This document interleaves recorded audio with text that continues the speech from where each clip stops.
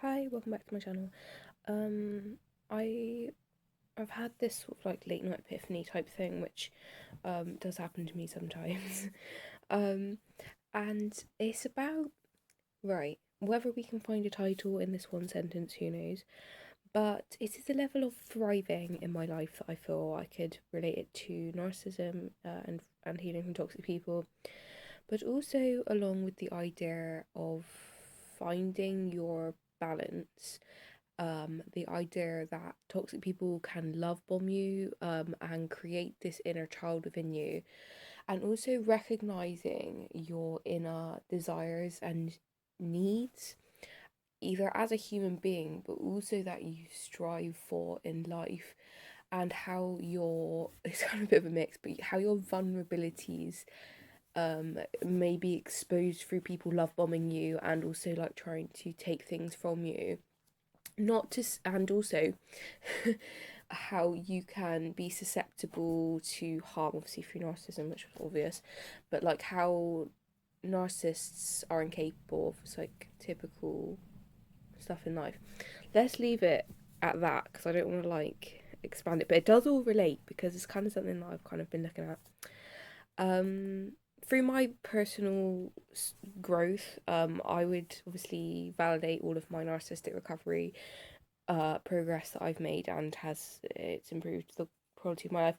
But I think it's improved the quality of my life, but I do think I'm coming to this place in terms of balance of it's about dispelling the bad just as much as thriving in the good. um so it's not just about like, if you free yourself from all toxic people, you're gonna just like live an amazing life, because you've got to have the good, and toxic people shouldn't really affect the goodness in your life, but they can definitely decrease the quality of it. Because as well, it's worth bearing in mind just quickly that obviously something that I've come to realise recently, which is probably kind of obvious, and looking back it probably was to me, but you kind of just don't really consider these things, that narcissists like to make enemies and stuff. So they'll kind of convince you, or even put forward sometimes like this, like obviously false narrative that, like, or they can try and twist reality into like obviously their reality, which is like they are the reason that you're happy, like, and they kind of convince themselves of that and try and convince you of it. It's just about like discerning negative toxic people for that reason. But anyway, I think it's just as important to discern negative than it is to involve positive. But I do think like it was like today I was like, something's missing from my life, like certain things and stuff. And for me it was just about just rejigging a couple of things, and finding solutions to a couple of problems that were sort of plaguing me a bit.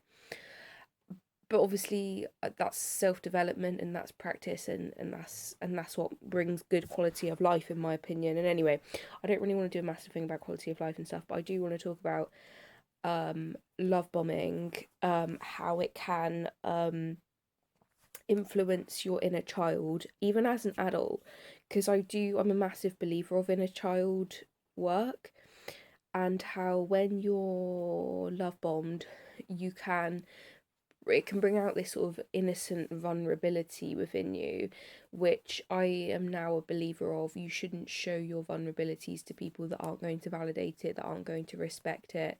And some people can't by nature, but also if you don't know them, you don't need to show your vulnerabilities to them. If you haven't like built that bond with them, there's no point showing your vulnerabilities to someone in that way either.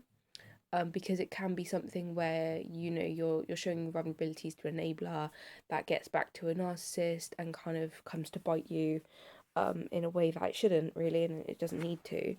Um, and I don't know if some level of like, anyway, and I don't want to like tangent too far, but love bombing, it can bring this sense of yeah, vulnerability, and long term, obviously narcissists, it brings compliance and whatever they need um to them when they love bomb as well. But it's also, and I think realizing that is like basically the totality of dealing with it, but also obviously implementing ways that you can get around this type of thing. And I think for all of us it comes at different times, it comes in different ways, and it depends obviously on your situation, what you've experienced, and how you've been manipulated, and also what your needs are, because we do also swing in different ways in terms of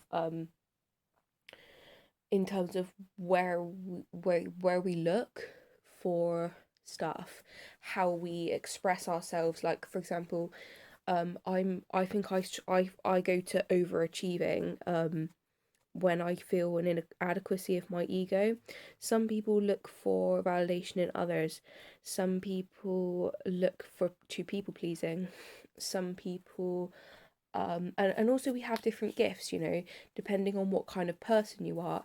I am a genuine believer that empaths have a real gift, and like, you know, I do feel like my self-esteem has never been that bad about being an empath, to be honest. I think even exposure to toxic people when I was younger, I always had this inner knowing that I had this like sense of specialty and blessing through being an empath, and through knowing other empaths, and especially things like INFJs and people that are like super empaths and stuff. It really like validates this feeling of like not that I'm superior to another person or a toxic person or anything so much as because I don't think any of us are superior over another, but it is a real gift to be able to identify. um for example, I'm a Heyoka empath, and I've done a whole video on that, how there's patterns in the world that I don't feel are just from a moral standpoint, based on my intuitive feeling as an empath. And not to say like someone should follow my like mentality and like I'm like some form of like godly divine being, but I do believe I have this connection to some level of empathy that some people don't have, that allows me to easily see the patterns of life that. And I think without empaths, and if we only lived in a world of toxic people, I don't believe we'd still exist as human beings. I'm not gonna lie, because we'd all be so self-involved that no one would give two shits about each other, and we'd probably all kill each other. I'm not gonna lie. I think empaths are so critical to human life force. But anyway, I really didn't want a tangent here, but I do think there's a bit of a multifaceted ideas I'm trying to come across here, but I'll try and keep it linked, rather than just sort of like be going everywhere with it. Um, so yeah, and also to just quickly, because it is linked, I will say like for example, to super empaths as well. I mean, let's just and typical people even sometimes they can have this really great sense of community and grounded sort of gift of like humility, shall I say, that a lot of people don't have when they have not, like, you know, toxic patterns in narcissism, because narcissists don't want that stuff, you know. And it's as much as I'm going through seasons of identifying toxic people, does not mean that my whole life revolves around only that, you know. So so back to this love bombing idea. um just identifying how love bombing can have affected you through your instinctual things, and how people can love bomb you. It's kind of a sense of like barricading and insulating more so, um, and kind of being like, you know, my vulnerabilities consist of hang on. My vulnerabilities consist of um you know, or like, sorry, my needs and my natural, not so much, I mean desire is also the way you swing and the way you work. It can have an impact on the way you operate, and therefore what your vulnerabilities are, and therefore when people get this idea, or they get sniff of this, can easily penetrate your boundaries to love bomb you into their obviously way of mentality. And you may well discern this, but even on a subconscious level, we are all on some level susceptible to conditioning. So, and when you expose your vulnerabilities and stuff like that to people that you don't trust, this can be a real problem. So, and it's just about like, in some way, I don't want to say disguising, because I don't think it's about being overly vigilant, to people. It's just about discernment more than that. But I think it's a case of like, if you have long-term abuse, you can be this very truth teller person, and it was the case for me, where it was just black and white. I was prey and bait to a toxic person to say, I don't think I was who I was, I mean, through my veil of consciousness and understanding at that point. I'm not blaming that person. In fact, if anything, I think they were a great person, and they made lots of great relationships through being an open person. But it's, for example, like things like toxic people, they'll be like, they'll use this, they'll spin whatever narrative. They're very, very, very manipulative, and it's very insidious the way that they work. But it's a case of like, they'll be like, oh, they'll convince you to be this really open person because that's what they're like. Or, for example, if you have, we all have this instinctual need to be in a tribe, right? And I think a healthy level of narcissism is okay. And I was considering this sense of like group mentality that I have, which I adopted through like sick form and things, to be like, go with the flow mentality. You can learn things through groups of people if you kind of just work with a sense, because I'm one of these people, because I'm a Heyoka empath. I think in the past, because of toxic abuse and stress and various other things, and just exposure to annoying people and stuff, I've had this kind of somewhat swing back of, I don't want to be part of a narcissistic group, so I'm going to be this real individualistic person. I don't think it was really, really, really, really bad or anything. I don't think I was like this like ultra like quirky person just cuz, but I think you can have this sort of level of swing back that can come from toxic people, especially in tribes, and it can then kind of, you can be sort of shooting yourself in the foot in this weird way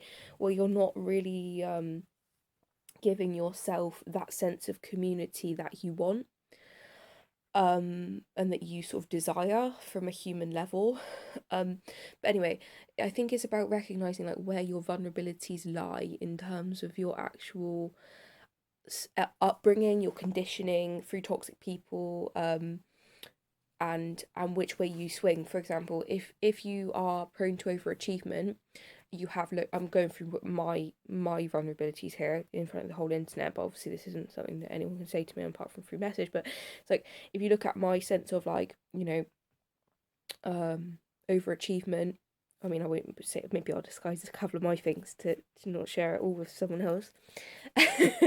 But say if you're prone to overachievement, you have maybe a difficult family system, so then you're looking for that validation if you've gone through toxic abuse. For example, if you have certain traumas, and narcissists, they do have this insidious level sometimes of sensing where your traumas lie.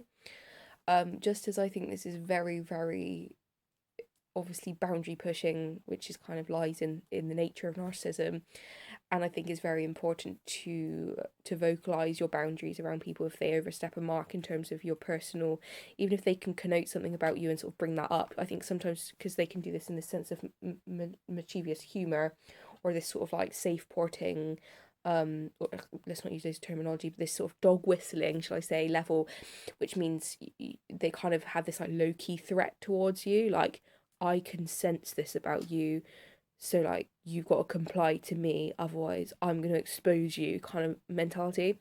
Like, let's not get all paranoid sounding about it, but when you have that kind of conversation with a person, they might sort of like pick out something that they might sense about you. For example, like, again, I don't, let's not tangent too far, let's just leave that as it is, take that for what it is and what it isn't.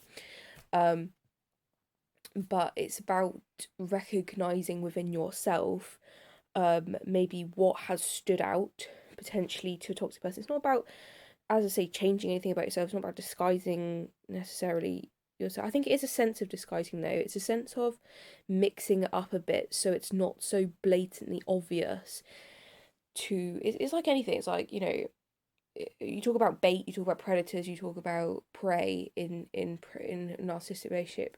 We're mammals at the end of the day, and you get predators and you get people that are prone to being, or not prone, but are more likely to be prey for a narcissist and supply in that sense. So if you get like a shark, narcissist sounds like shark, if you like, to me.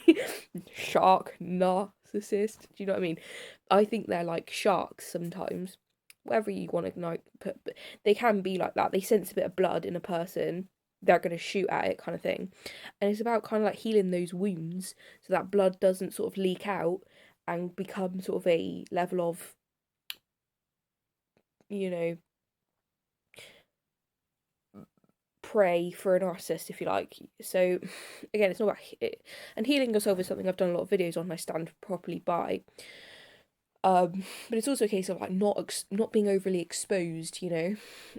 It's like how certain prey will find shelter in certain places. And even in nature, you've got chameleons and stuff that hide from predators because they kind of can swing in and out of like different situations to kind of blend and stuff.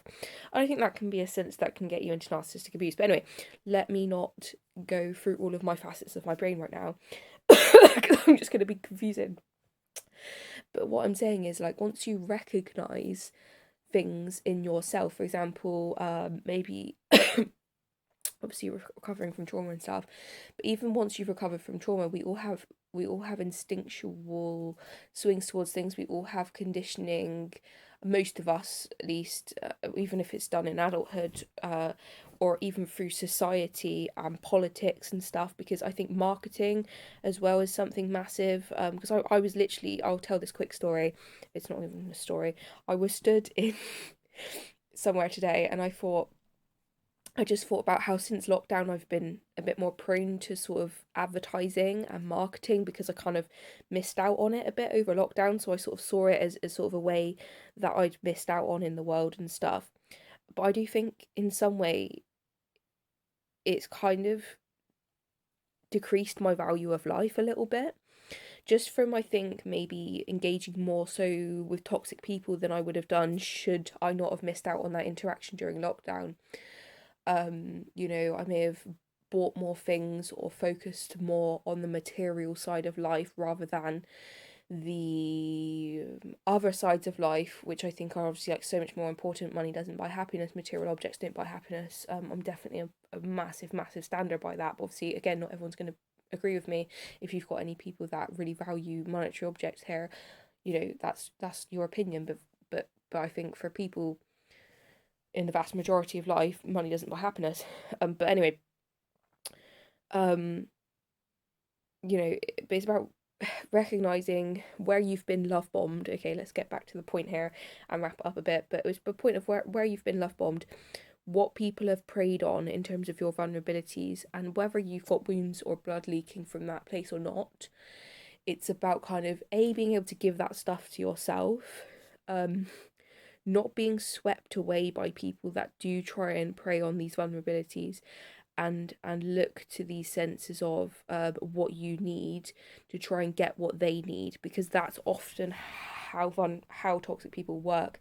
They'll kind of swoop in, get this sense of you, mirror you back to you for a start. They'll kind of get a sense of what you want, if anything, from them, or if you don't want anything, they'll prey on your vulnerabilities to threaten you or fear you into a sense of compliance. And whether that works on a conscious level because you can sense their patterns or not, they may still do things to try and intimidate you, or you might just be put on the defense a little bit in a way that you could avoid more so once you get a grip of this sort of stuff. Because even from being a sense of an empath, like I see myself as a very open person to the world and stuff, but it doesn't mean I have to be open to predators. Do you know what I mean? It's like a flower. um Flowers are open by nature. If they were closed and tight in the bud, they would not be proper good flowers. They will be tight in the bud at one point. Once they flower and they bloom, they're not going to close back up just so they don't get like trampled on by an animal. But it's a case of doesn't mean like obviously flowers can't talk or move or attract predators, and predators probably wouldn't want to attack a plant apart from if they were going to eat it. But anyway, it's a case of like God, we got really naturey there, but it's a sense of like, you don't want to not be yourself, but because I'm such an open person and open to different facets of life from an individual standpoint,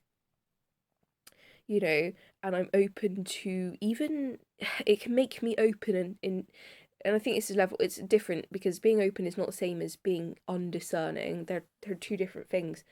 But just because I'm open to certain things in life doesn't mean I need to be open to people who are toxic and openly manipulative, if that makes sense. If that could be a vulnerability or something, not only that toxic people want because they feel threatened by it, because they're intimidated by that level of empathy that they can't possess and don't possess and won't possess, and they get triggered by everything, so that's not even your fault that that's happening. For a start, it's not like you're being a negative person to them because you're being yourself and you're being your authentic self, obviously. But I mean, it's not obvious, but that can be like one vulnerability.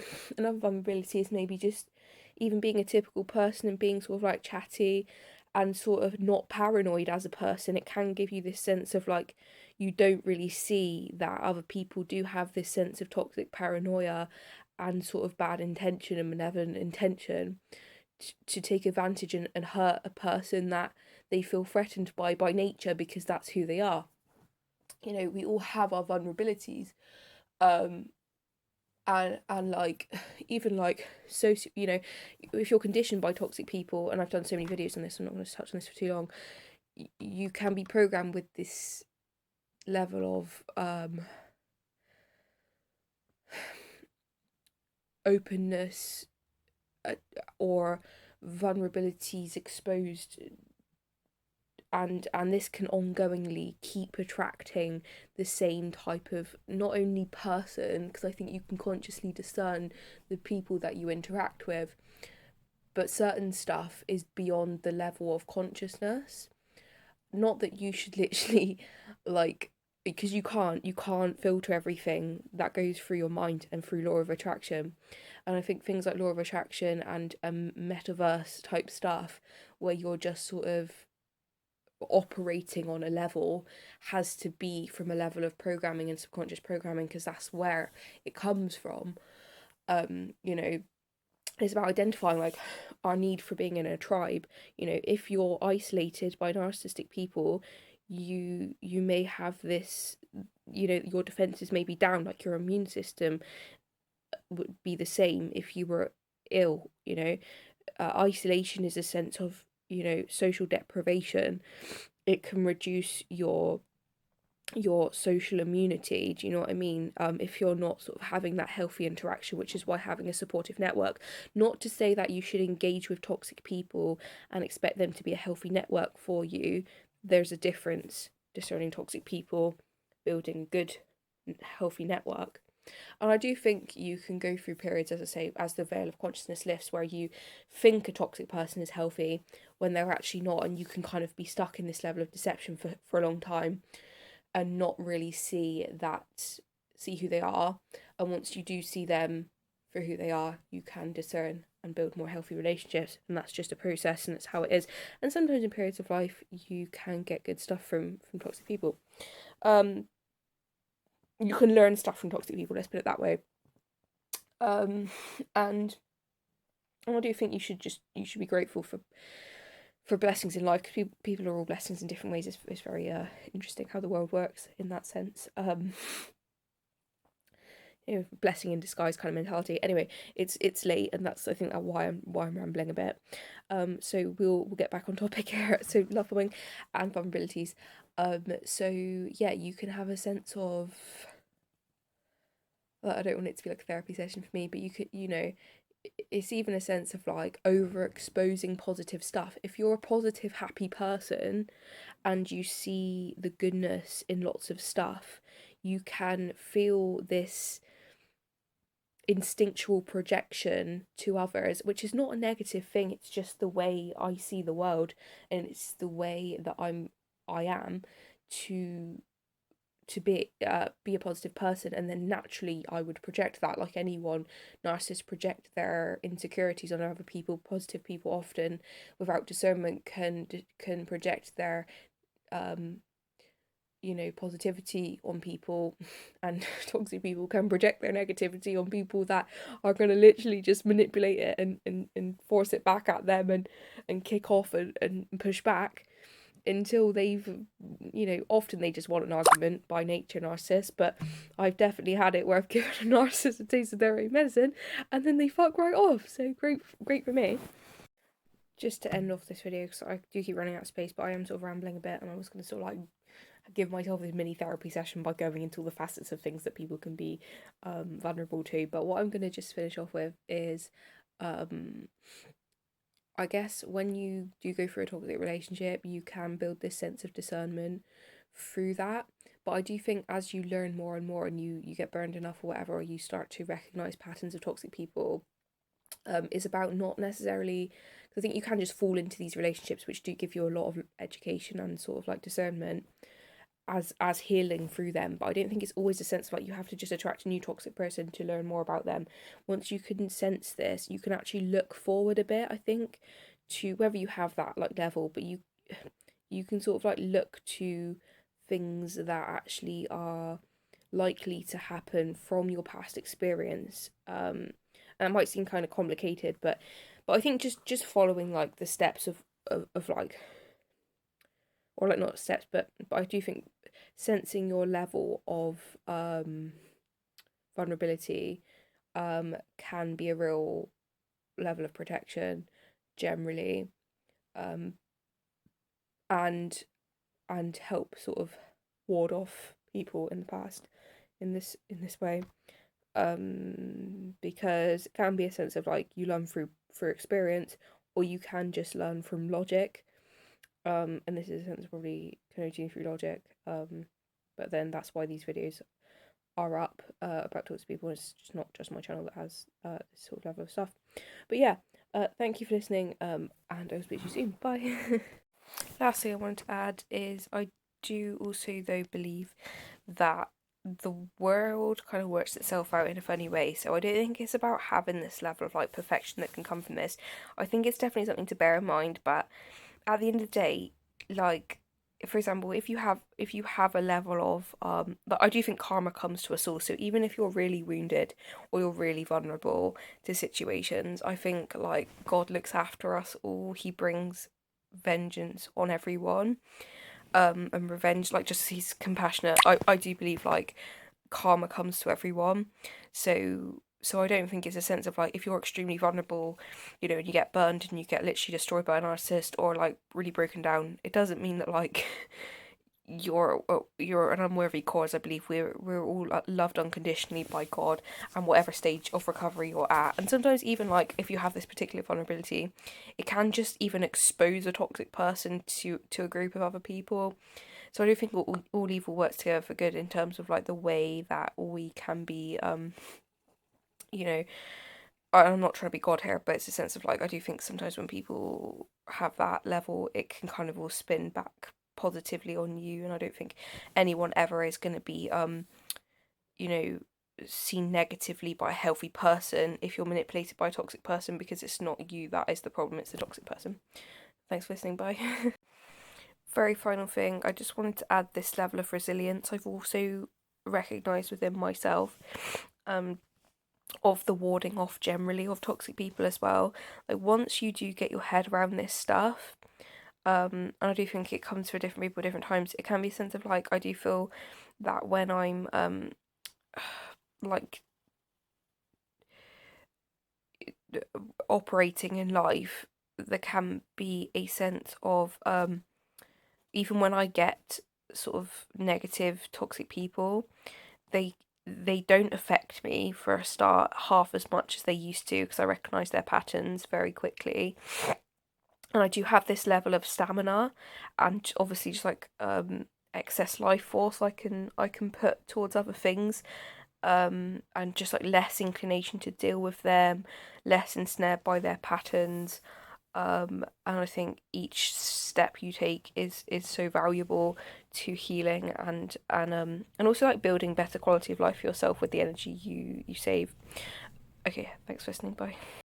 Whether I'm going to put this bit in, I do not know, because I don't like to make it like overly complicated. But I do think making links between the toxic patterns that come about is really important for application. And I do think when this sense of love bombing happens and then you are attacked for a vulnerability, or even something that's not a vulnerability, but it can be used as a vulnerability by a toxic person, for example, openness in an empath towards life. And then maybe uh, um, it can bring this sense of like, I shouldn't be such an open person with the right people, or with certain aspects of the world, because I'll then be manipulated. And then this can run into this sense of like internalizing abuse, and then reiterating that abuse to yourself through the